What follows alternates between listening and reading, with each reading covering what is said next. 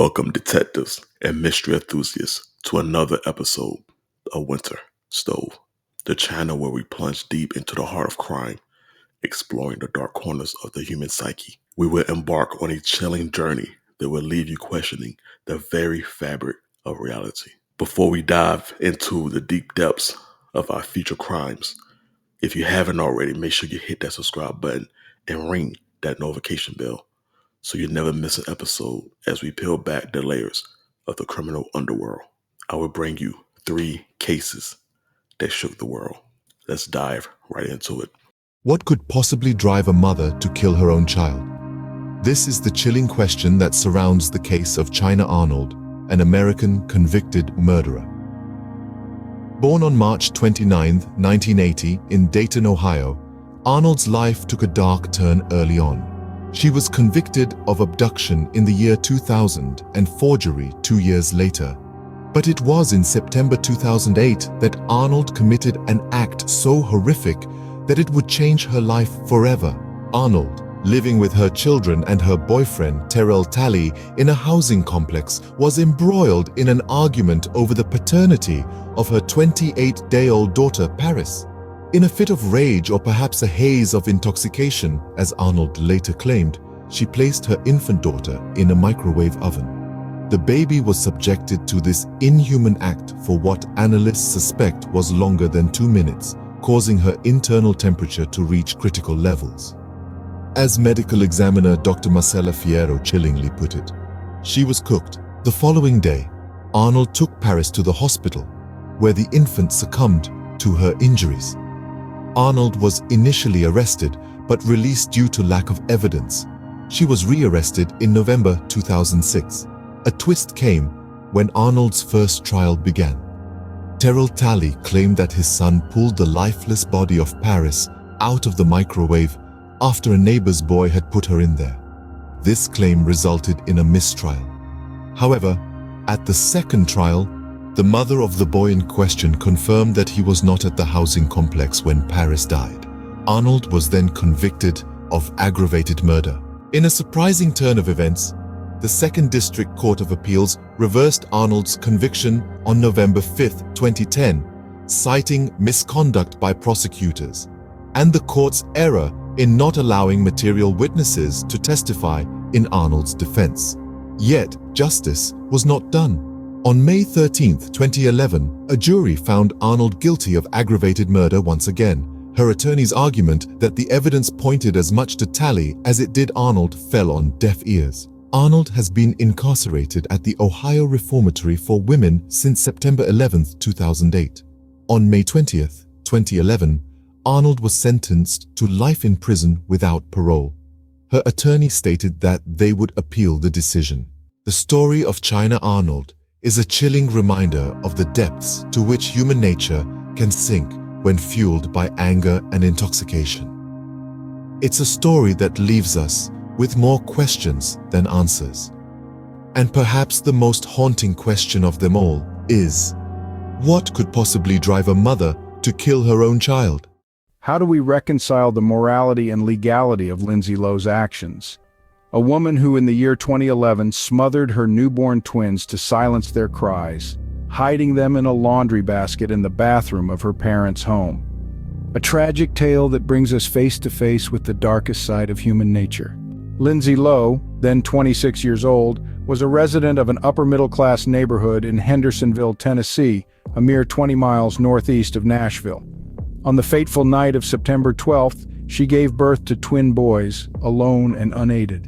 But instead of cradling her newborns, Lowe chose to silence their cries by smothering them, a chilling act she confessed to the police. 2 days later, one of the babies was discovered by Lowe's parents, leading to an immediate police alert. Lowe, unable to comprehend the magnitude of her actions, could only state that she took responsibility for them. She expressed regret and remorse but failed to explain her chilling actions. During her trial, her defense attorney suggested the babies might have died of hypothermia or suffocation while Lowe was unconscious after the birth, a claim that was met with skepticism and disbelief. Lowe's friends and family painted a picture of a loving and dependable woman, a stark contrast to the alleged infanticide. However, Judge D. David Gay of the Sumner County Criminal Court found Lowe's claims untruthful and selfish. He pointed out the discrepancies in her statement, her claim of not knowing she was pregnant and her accusation of date rape against the baby's father. In his eyes, these were attempts to deflect responsibility for her actions. In April of 2013, Lowe was convicted of felony murder, premeditated murder, and aggravated child abuse. Despite pleas from her family, Judge Gay sentenced Lowe to a minimum of 51 years in prison. The judge also imposed the maximum sentence of 25 years for each of the aggravated child abuse charges. Judge Gay's decision reflected a strong belief in the value of children's lives. He quoted James Dobson, the founder of Focus on the Family, stating, "Our children are the true wealth of any nation," and emphasized the importance of seeing children as blessings, not burdens. In the end, Lowe's actions led to a tragic loss of life and a long prison sentence. This case serves as a chilling reminder of the consequences of neglecting responsibility and the sanctity of life. It's a story of a woman's fall from grace, a community's shock, and a justice system's response to an unthinkable crime. Have you ever pondered what it takes for a family to recover from a tragedy? Today, we delve into the heart-rending yet inspiring story of Isabelle Perez, a little girl who faced an unimaginable ordeal and emerged stronger, largely due to the unwavering love of her family. On February 6, 2013, a dreadful incident occurred. Isabelle's mother, Mayra Perez, made the chilling decision to shoot her 3 children and then herself. Isabelle, who was only 3 years old at the time, was the lone survivor, despite a gunshot wound to the head. In the aftermath of such a horrific event, Isabelle's family was engulfed in a cloud of uncertainty and fear. Isabelle's grandmother, Alma Bernal, recalls the initial days filled with ifs and the constant dread of losing Isabelle too. Yet as days turned into weeks, the word if began to fade from their conversations, replaced by a growing sense of hope. Isabelle's road to recovery was nothing short of miraculous. Despite the severity of her injuries, she began to show signs of improvement, surprising even the doctors at Denver Health Medical Center. Her progress continued when she was transferred to Children's Hospital Colorado later that February. Today, Isabelle can speak, move her arms, and sit without assistance.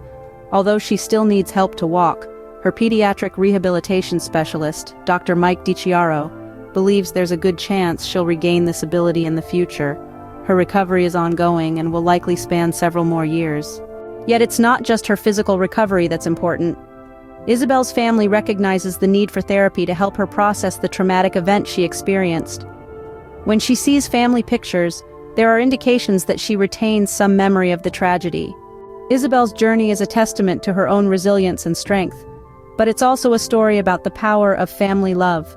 Dr. DiCiaro mentions how palpable the love from her family is and how it propels her recovery. Isabelle's father, Ricky Perez, and grandmother Alma are now her primary caregivers, providing her with a stable and loving environment in Carlsbad, New Mexico.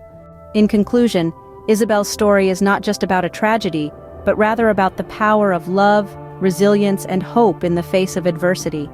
It serves as a poignant reminder that even in the darkest hours, the human spirit can prevail, guided by the unwavering beacon of family love.